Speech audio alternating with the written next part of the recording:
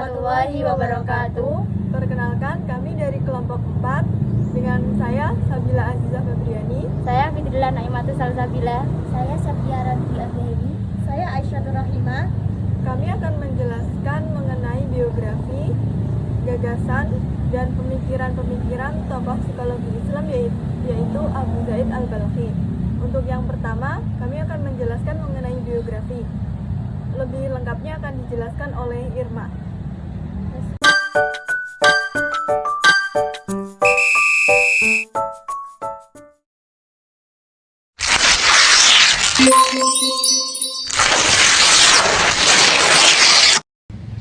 Abu Zaid Al-Balkhi merupakan salah satu psikolog muslim yang terkenal yang merintis terapi kognitif. Selain pakar ilmu kejiwaan, sebenarnya Abu Zaid Al-Balkhi adalah sosok polimatis yang menguasai beragam disiplin pengetahuan mulai dari geografi, teologi, politik, sastra hingga psikologi. Dalam kitabnya berjudul Al-Fihris, Al-Balkhi menuliskan bahwa dirinya telah menghasilkan 41 karya dalam berbagai disiplin ilmu pengetahuannya. Sayangnya banyak tulisan yang dihasilkan Al-Balkhi lenyap dan tak bisa diakses lagi. Abu Zaid Al-Balkhi memiliki nama panjang Muhammad bin Ishaq Abu Fajar An-Nadim. Dalam panggilan sehari-hari, Abu Zaid Al-Balkhi dikenal dengan nama Ibnu An-Nadim. Ia lahir di Syamistian, wilayah Balkh untuk sekarang kawasan Afghanistan pada 235 Hijriah atau 849 Masehi. Ia adalah seorang polimet muslim Persia, seorang ahli geografi, matematikawan, dokter, psikolog, dan ilmuwan. Beliau lahir pada tahun 850 Masehi di Syamstian di Provinsi Baghdad.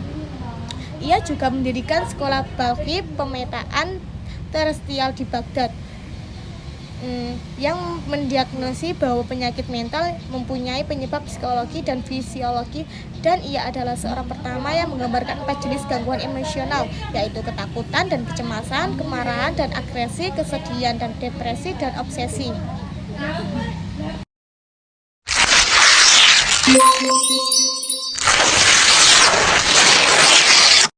Adapun kontribusi Al-Balkhi terhadap kesehatan mental dan terhadap perkembangan psikologi pada umumnya, yaitu dalam bidang pendidikan dan kehidupan sosial. Implementasi dalam bidang pendidikan psikologi Islam sebagai disiplin ilmu yang relatif baru dan akan terus berkembang. Psikologi Islam dalam penamaannya pun masih menuai banyak perbedaan. Misalkan menurut Baharudin, ia lebih menggunakan nama psikologi Islam karena ia mengartikan psikologi Islam sebagai sebuah aliran ilmu yang baru dalam dunia psikologi yang mendasarkan bangunan teori-teori dan konsepnya kepada Islam. Baharudin menyampaikan kegelisahan yang serupa bahwa psikologi Islam merupakan hasil kawin dari psikologi Barat. Menurut Malik Badri dalam buku Dilema Psikologi Muslim menjelaskan bahwa zaman modern ini psikologi Islam dan psikologi Muslim berada dalam liang biawak. Kiasan ini sebagai bentuk dari gambaran umat Islam yang saat ini berbondong-bondong mengikuti cara hidup orang Kristen dan orang Yahudi. Sebagaimana dalam lingkup akademis khususnya psikologi, terdapat pengulangan tanpa pemikiran kembali terhadap teori Barat baik yang disiplin ilmu ataupun praktek-praktek konseling kejiwaan. Teori dan terapan tersebut tertutup dengan sampul bingkai yang menarik, yaitu ilmu pengetahuan. Agar proses mendapatkan ilmu efektif dan dapat menghasilkan sesuatu yang optimal, maka beberapa syarat yang dikemukakan Al-Ghazali harus memenuhi. Di antaranya adalah sebagai berikut. Yang pertama, mendahulukan jiwa yang bersih. Yang kedua, mengurangi kesenangan duniawi. Yang ketiga, sederhana dalam mengonsumsi makanan. Dan yang keempat, belajar terus atau mencari ilmu terus hingga tuntas. Yang kelima, bersifat rendah hati dan tidak meremehkan orang lain, apalagi guru. Yang keenam, mengenal nilai-nilai pragmatis bagi ilmu pengetahuan.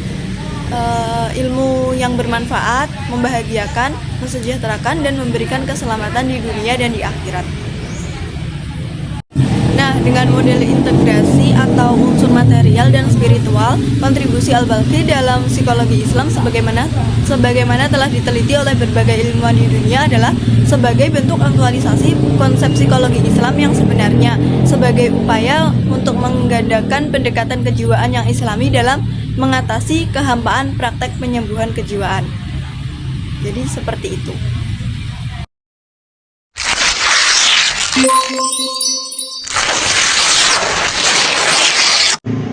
Al-Balkhi mengelompokkan penyakit saraf dalam 4 gangguan kondisi mental kejiwaan, yaitu ketakutan dan kegelisahan, amarah dan penyerangan, kesedihan dan depresi, serta obsesi atau gangguan pikiran.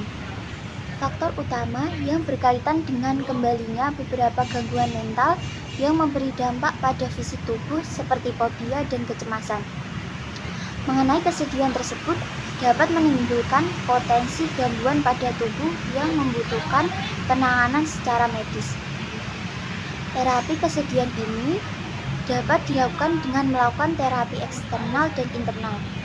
Terapi eksternal merupakan terapi yang dilakukan dengan melakukan dialog yang bersifat persuasif, seperti nasihat yang diberikan oleh terapis kejiwaan ataupun orang yang dipercaya oleh individu. Sedangkan terapi internal merupakan terapi yang mengedepankan usaha-usaha mandiri individu dalam mengatasi kesedihannya. Individu dituntut untuk mampu menyadari resiko yang akan dialami apabila terus-menerus berada dalam kesedihan. Al-Balkhi mengetahui bahwa kesehatan umum manusia didasarkan pada keseimbangan antara kesehatan tubuh dan kesehatan jiwa. Oleh karena itu, dalam perawatannya perlu mengetahui faktor-faktor internal dan eksternal yang mengarah pada penyimpangan. Al-Balkhi membagi depresi menjadi 3 jenis, yaitu depresi normal atau kesedihan, depresi yang berasal dari dalam tubuh, dan depresi yang berasal dari luar tubuh. Al-Balkhi mengatakan bahwa orang terpapar penyakit jiwa sama seperti halnya terpapar pada tubuhnya, bahwa gejala psikologis lebih melekat pada manusia, dan karena itu kita wajib menjaga kesehatan jiwa tersebut dan juga menjaga diri dari gejolak meledak-ledak. Ini membuktikan hubungan timbal balik antara kesehatan jiwa dan kesehatan tubuh yang memiliki pengaruh satu sama lain. Al-Balkhi mengadopsi ukuran kesehatan jiwa pada apa yang disebutnya strategi dan membaginya menjadi 2 bagian. Strategi dari luar diri terkandung pada bantuan dokter, adapun trik yang datang dari dalam jiwa apa yang kita ketahui sekarang dengan cara menjaga dan melindungi diri sendiri. Gangguan obsesi gagasan Abu Zaid Al-Balkhi. Al-Balkhi menggunakan istilah was-was dalam menjelaskan tentang obsession. Al-Balkhi menerangkan bahwa bisikan-bisikan dalam diri dan obsesi merupakan salah satu gejala psikologi yang memiliki pengaruh besar dalam setiap individu dan memiliki pengaruh dalam menyakiti individu. Orang yang memiliki gejala obsesi akan memiliki pikiran negatif yang sebenarnya tidak nyata, mempengaruhi pola pikir, mengganggu diri untuk menikmati hidup, dan mengakibatkan stres. Gangguan ini dapat terjadi pada anak-anak, remaja, dewasa, sampai orang tua.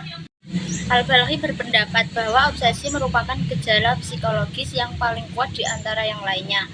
Pengaruhnya terhadap jiwa sangatlah besar dan memberikan rasa tidak mengenakan paling banyak, karena obsesi tercipta tanpa ada alasan yang jelas, sebagaimana ketika seseorang merasa sedih. Dia memiliki alasan terhadap kesedihannya atau alasan mengapa seseorang bisa marah yang dapat dijelaskan. Menurut Al-Balkhi, orang juga bersikap keras terhadap dirinya sendiri. Ketika melakukan kajian-kajian psikologi di tengah budaya Islam, Al-Balkhi menyadari ada beberapa hambatan yang ditemui dalam melakukan penyembuhan gangguan obsesi. Hambatan yang pertama yaitu kepercayaan budaya tentang obsesi. Pada masa itu, masih banyak orang percaya bahwa gangguan obsesi yang dialami seseorang terkait dengan kekuatan jahat atau keracunan pada empedu. Hambatan yang kedua yaitu pilihan penyembuhan yang masih menitik beratkan pada penanganan fisik. psikologi masih jauh dari populer sehingga pendekatan-pendekatan yang dilakukan Al-Balkhi dianggap tidak efektif oleh masyarakat.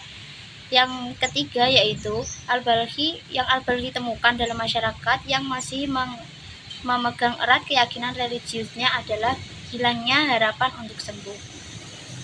Al-Balkhi juga membagi dua cara dalam menangani obsesi yang berlebihan, yaitu cari cara dari dalam dan dari luar. Dari luar, Al-Balkhi menyebutkan langkah-langkah penanganannya. Yang pertama yaitu tidak menyendiri dan mengasingkan diri, karena hal tersebut dapat memacu bisikan-bisikan dalam diri semakin dahsyat. Yang kedua yaitu menghindari waktu luang dan menyibukkan diri dengan melakukan kegiatan positif. Yang ketiga yaitu mendekatkan dengan siapa yang disenangi, karena dengan seseorang yang disenangi maka nasihat dan petua lebih mudah masuk dan mudah diterima. Dalam arti modern, untuk memilih metode yang disenangi dan dokter atau konselor yang dirasa cocok.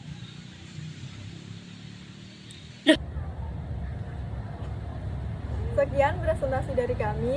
Apabila ada salah kata, mohon maaf. Sekian, terima kasih. Wassalamualaikum Assalamualaikum warahmatullahi wabarakatuh.